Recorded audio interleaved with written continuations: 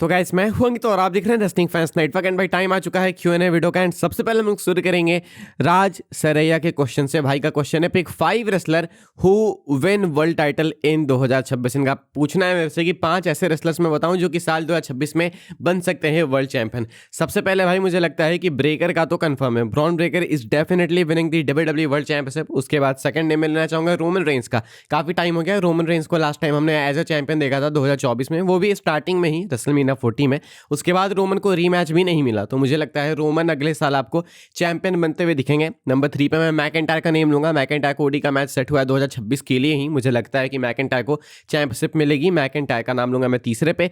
Number 4 की बात करें तो मैं नाम लेना चाहूंगा गुंथर का। गुंथर का भी अगला साल काफी स्पेशल होगा। गुंथर इस साल भी बहुत ज्यादा डोमिनेट करे थे, गोल्डबर्ग को रिटायर किया, सीना को किया, इससे पहले भी वो वर्ल्ड चैंपियन बन चुके हैं, ऐसा नहीं है कि नहीं बने, लेकिन फिर भी मुझे लगता है कि गुंथर अगले साल भी चैंपियन बनेंगे। एंड 5वां नेम में लूंगा वाइपर रैंडी ऑर्टन का। I think Randy Orton champion बनेंगे अगले साल, ऐसा मुझे लगता है। तो ये 5 नेम से मेरे अकॉर्डिंग। इसके बाद जो अगला क्वेश्चन है वो है कुदुस खत्री का। एंड भाई का क्वेश्चन है ब्रॉक लेसनर क्या वर्ल्ड चैंपियन बनेंगे 2026 में? तो मतलब ओपिनियन है भाई का या फिर जो भी है, तो मैं आपको बताता हूँ मेरे अकॉर्डिंग यस, शायद लेसनर बन सकते हैं। हालांकि इसके ऑड्स काफी कम है, लेकिन इसलिए बन सकते हैं क्योंकि अगला साल शायद लेसनर का आखिरी साल हो सकता है WWE में। शायद हो सकता है कि लेसनर समर स्लैम में ही रिटायर हो जाए। अगर समर स्लैम में लेसनर रिटायर हो रहे हैं तो ज्यादा टाइम बचा नहीं है भाई, पता नहीं WWE वाले उनको कैसे टाइटल देंगे। बट आई डू बिलीव कि लेसनर एक बार वापस से वर्ल्ड चैंपियन बनना डिजर्व करते हैं। क्या कुछ नहीं किया है लेसनर ने भाई WWE में, बहुत बार वर्ल्ड चैंपियन भी बन चुके हैं, लेकिन अभी इनको एक बार वर्ल्ड टाइटल की नीड है। अभी लेसनर जब भी आए हैं पिछले कुछ टाइम में वर्ल्ड चैंपियनशिप के पीछे नहीं आए हैं। Last time Lesnar world champion थे जब उन्होंने रोमन रेंस के अगेंस्ट अपनी टाइटल हारी थी रेसलमेनिया 38 में। तो तुम सोचो उसको कितना टाइम हो गया, 39, 40, 41, 42 की बात हम लोग कर रहे हैं। तो ऐसे में अब लेसनर मुझे लगता है कि चैंपियन बनने चाहिए। तो अगले साल शायद, हाँ शायद ना भी हो सकता है, लेकिन हाँ चांसेस 50-50 में।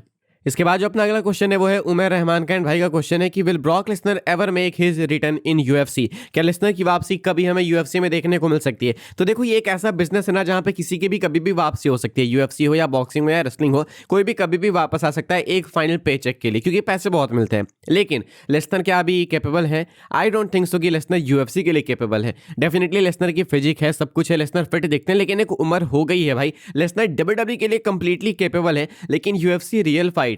WWE में भी बम्प्स रियल होते हैं, सब कुछ होता है, लेकिन end of the day we all know कि फैक्ट ये है कि UFC बहुत ज्यादा डेंजरस है। एंड UFC में ऐसा नहीं कि लेसनर पहले स्ट्रांग नहीं थे, डोमिनेटिंग नहीं थे, बिल्कुल थे, लेकिन अब समय बदल चुका है। एंड मुझे नहीं लगता है कि लेसनर की एज में इतना जब टाइम बीत गया तो किसी को भी ऐसे रियल फाइट्स में पार्टिसिपेट करना चाहिए। बॉक्सिंग में आपने देखा होगा कि माइक टाइसन का मैच हुआ था रिसेंटली जेक पॉल से। जब अपने प्राइम से बाहर आ गए थे माइक टाइसन तो उनका क्या हाल हुआ, लेगेसी रून हो गई। तो इसलिए मुझे लगता नहीं है कि लेसनर वापस जाएंगे UFC में अपनी लेगेसी को रून करने के लिए, क्योंकि वो अपने प्राइम से बाहर आ चुके हैं। WWE के लिए अभी भी ठीक है, लेकिन UFC के लिए तो बिल्कुल नहीं।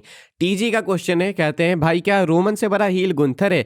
क्या रोमन से भी बड़े हील हो चुके हैं गुंथर? फिलहाल इन्होंने जॉन सीना को रिटायर कर दिया। रोमन रेंस भाई इतने लंबे टाइम तक वर्ल्ड चैंपियन थे, लेकिन उन्होंने सीना को रिटायर नहीं किया था। तो क्या गुंथर हो चुके हैं? देखो अभी के अकॉर्डिंग पूछोगे तो ये क्वेश्चन ही वैलिड नहीं हुआ, क्योंकि अभी तो रोमन हील है ही नहीं, तो अभी तो मैं नहीं बोलूंगा। लेकिन अगर हम लोग प्राइम रोमन को कंपेयर करें प्राइम गुंथर से जो कि अभी है, तो आई डोंट थिंक सो कि गुंथर रोमन से बेटर है in comparison of being a heel. मुझे लगता है कि रोमन का जो हील रन था वो इतना लंबा होने के बावजूद भी बोरिंग नहीं हो रहा था। हाँ एक टाइम पे हो गया था कि अरे भाई ये सेम मैच की एंडिंग हो रही है, हर बार इंटरफेरेंस दिस एंड दैट, लेकिन उसके बाद भी हमने देखा कि फैंस अभी भी काफी कुछ पिच कर रहे थे कि ये हो सकता है। रोमन रॉक का मैच बाकी है, काफी पिचेस स्टिल बाकी थी। तो सोचो कितने लेयर्स थे रोमन के हील रन में कि कितना कुछ हो गया, उसके बाद कितना कुछ होना बाकी भी था।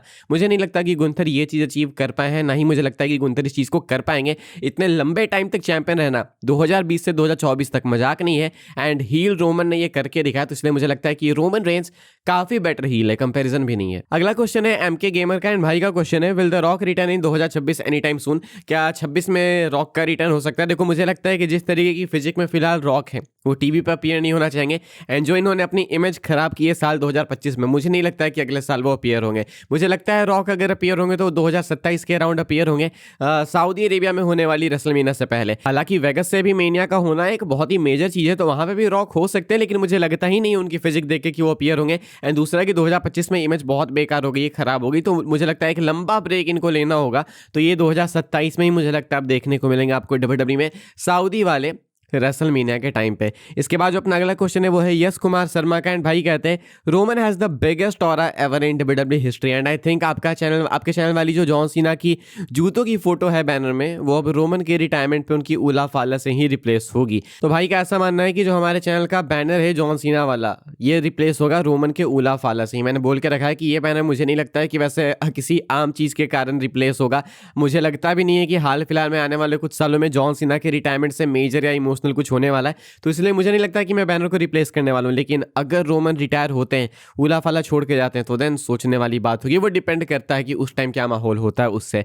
टॉक्सन का क्वेश्चन है, भाई कहते हैं if Drew wins then who will be his opponent in WrestleMania 42। Actually बोलूं तो बहुत टफ क्वेश्चन है सोचने के लिए। सपोज करो मैकेंटायर बन जाते हैं अनडिस्प्यूटेड चैंपियन, देन उनका अपोनेंट कौन होगा रेसलमेनिया 42 में? Then I think this will turn into a triple threat match, यानी कि ड्रू वर्सेस ऑर्टन वर्सेस कोडी।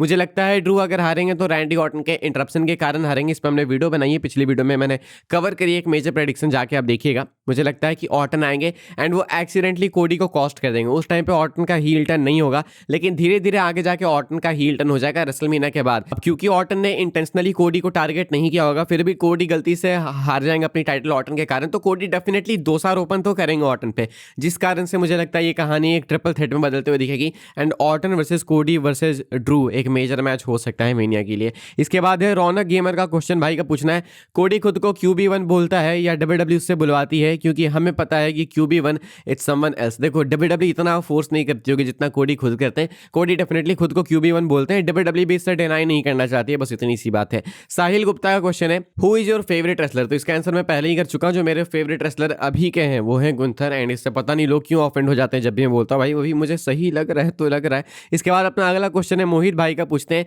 डब्ल्यूडब्ल्यू के राइटर्स को पता होते हुए भी वो सारी बड़ी बड़ी चीजों को घटिया क्यों कर देते हैं और बड़े सुपरस्टार्स को इतना कम टाइम क्यों मिलता है? देखो ये है ना कि डब्ल्यूडब्ल्यू वाले एक्सपेरिमेंट करते हैं, बस दिक्कत ये है कि एक्सपेरिमेंट बहुत लंबा कर देता है एंड एक्सपेरिमेंट गलत सुपरस्टार्स पे करते हैं, या फिर जिन पे और करना चाहिए उन पे करते ही नहीं है। एक्सपेरिमेंट करना है आपको लंबा तो ऑस्टिन थ्योरी पे करो, इन पे पता नहीं क्यों नहीं करते। तो दिक्कत ये करते सही चीजें, बस गलत टैलेंट देख के। तो हमें जिसके अंदर टैलेंट दिखता है इनको उसमें टैलेंट नहीं दिखता है। अब कुछ तो डिफरेंस है भाई पॉइंट ऑफ व्यू में, क्या ही बोलो इसमें मैं। बाकी अपना जो आखिरी क्वेश्चन है वो पता नहीं कैसे मैं नाम लूँ भाई का, IO3E का क्वेश्चन है, एंड भाई का क्वेश्चन है Did Roman Reigns redefine what a champion means in WWE, or was his reign a once in a generation exception that can never be repeated? देखो ये तो फैक्ट वाली बात है कि रोमन की रेन डेफिनेटली एक ऐसी रेन थी जिसने चैंपियन बनने को वापस से रीडिफाइन किया। इससे पहले रेन इतनी लंबी कब थी लास्ट टाइम याद भी नहीं आता रोमन लोगों को, लेकिन रोमन की जो रेन थी वो 4 साल की थी। स्टिल बोरिंग नहीं हो रही थी, एंड में जाते जाते लोग मैच के एंडिंग से बोर हो चुके थे। रेन में स्टिल काफी लेयर्स बाकी थे। रोमन की रेन डेफिनेटली चीज़ों को रीडिफाइन करने वाली थी, एंड उस टाइटल को रोमन ने ही सेव किया है। ब्लू वाली यूनिवर्सल बेल्ट की बात कर रहा हूँ मैं। तो फिलहाल भाई इस वाले Q&A वीडियो के लिए मैंने आपके क्वेश्चन यही सारे पिक किए थे। आई होप आपका क्वेश्चन आंसर हुआ हो, नहीं हुआ तो अगले हफ्ते वापस से करेंगे। इंस्टाग्राम पर भी मैं कर रहा हूँ Q&A, आप जाके स्टोरी पे पूछ सकते हो क्वेश्चन, वहाँ पे भी आपको रिप्लाई मिल जाएगा। बाकी अभी के लिए इतना ही था, मिलूंगा मैं आपसे अगले वीडियो में कल सुबह, तब तक के लिए good bye, thanks for watching.